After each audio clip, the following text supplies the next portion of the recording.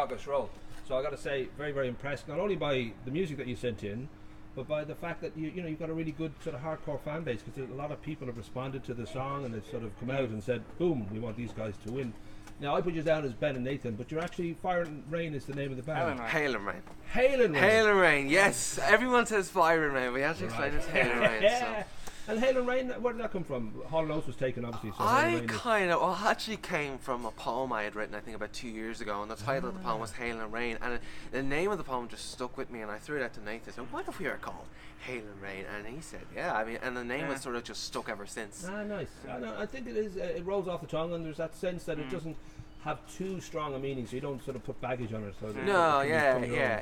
So how did all this start? I think you met in school, did you say? Or? Yeah, what actually happened was we were in, when I was in transition year, myself and Nathan were part of a school band, and where I played lead guitar and he was on the drums, and what happened was towards the end of the year, the band sort of dissolved, but me and Nathan really got quite pally, and I had known Nathan before the band. That was the ironic thing.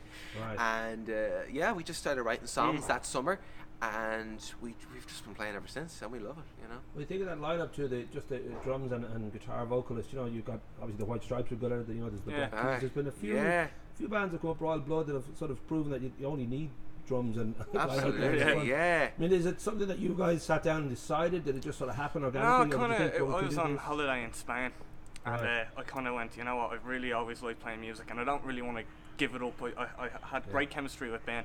We were always quite close, so I kind of said, Ben, I messaged him and said, do you want to make like an EP or something small, you know what I mean? And I think it was within the hour we were like, no, we're going to make an album. You know what I mean? Might as well. Nice. Well, we do live in a wonderful time where you can create and release without having to jump through hoops of you know, companies and you know, and if it is something that you love, that will come across, and hopefully then it'll catch fire in its own way, and before you know it.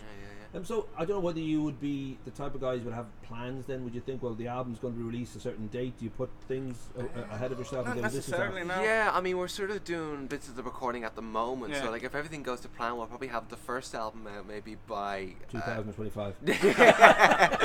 I don't know, maybe even late June, early July. I mean, like, we already have songs for the second album. Like, we're just charging ahead, you know. And I know that for a lot of bands to make a living now, it's all about doing the gigs. I don't know if that's something that you think, well, when the time comes that you can basically take the time out from maybe finishing school. Or I mean, sometimes it's a case of all it takes is one song, and then it just explodes. But then there's bands that sort of build up a following, and then they have that loyal following, and then sometimes that loyal following becomes something else.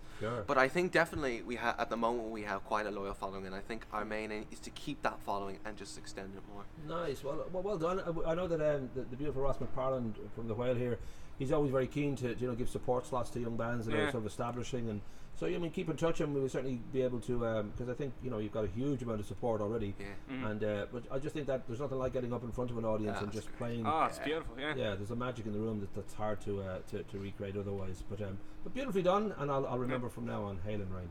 Fantastic. Nice.